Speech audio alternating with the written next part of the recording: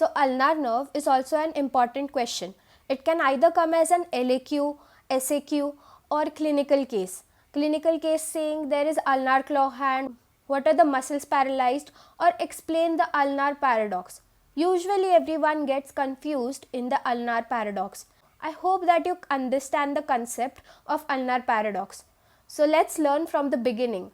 The roots, distribution, branches, muscles supplied, the cutaneous supply of ulnar nerve, and the clinical anatomy. I hope you enjoyed this video. Let's get started.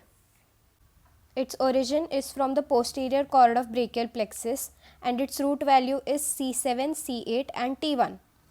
In the arm, it is medial to the brachial artery. In mid-arm, it pierces intermuscular septum and enters the back of arm. Then it passes behind the medial epicondyle and enters the forearm. It enters the forearm by passing between two heads of flexor carpi ulnaris. Then it lies between flexor carpi ulnaris and flexor digitorum profundus.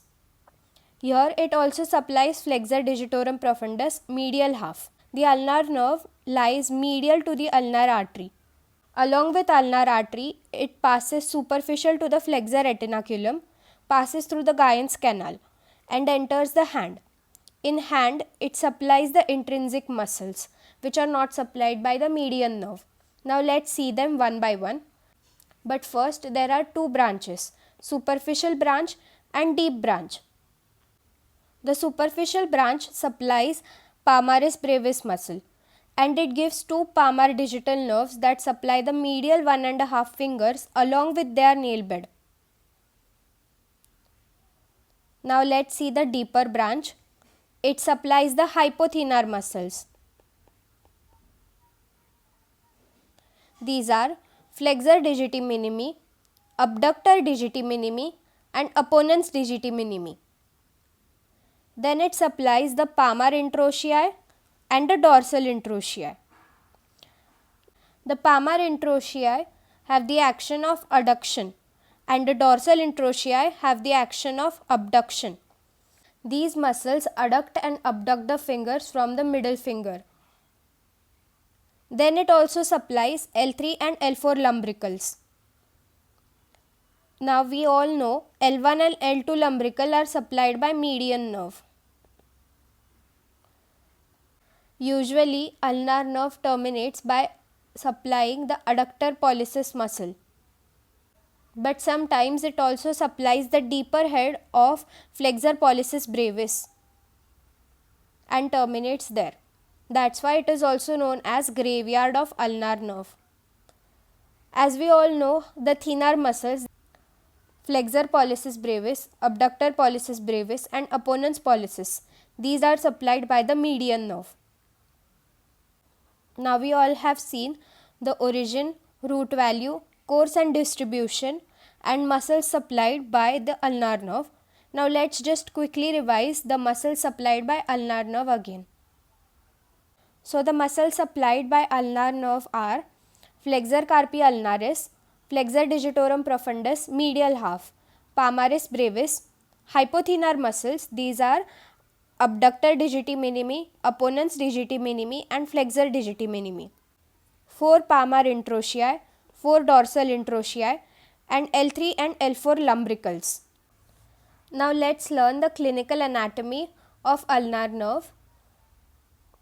Ulnar nerve can be injured at two places.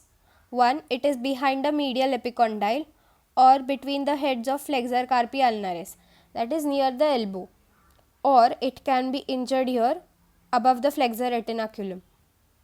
So let's see and also understand what is ulnar paradox. So if ulnar nerve is injured at the elbow, the muscles paralyzed are flexor carpi ulnaris and flexor digitorum profundus. Also all the muscles supplied by ulnar nerve. So what is the clinical manifestation? Medial border of forearm is flattened. Flexion at terminal phalanges of little finger and ring finger is lost. And also we get ulnar claw hand. But what happens if there is injury at the flexor retinaculum? Compression of ulnar nerve in Guyon's canal. That can be one of the cause. So let's see the clinical features. There is hyperextension at metacarpophalangeal joint and there is flexion at the interphalangeal joint. Hollowed intermetacarpal spaces due to paralysis of interossei muscles. These two clinical features are seen more in little finger and ring finger more than middle finger and index finger. Now the claw hand deformity is more obvious as profundus muscle is spared. Now what is the action of FDP? It causes flexion of distal phalanges. It causes marked flexion of terminal phalanges.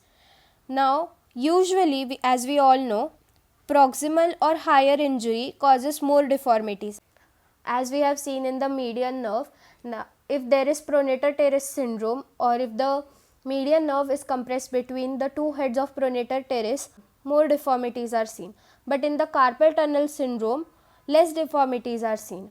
But in ulnar nerve, lower injury causes more deformities. This is the main reason. Ulnar paradox happens because profundus muscle is spared.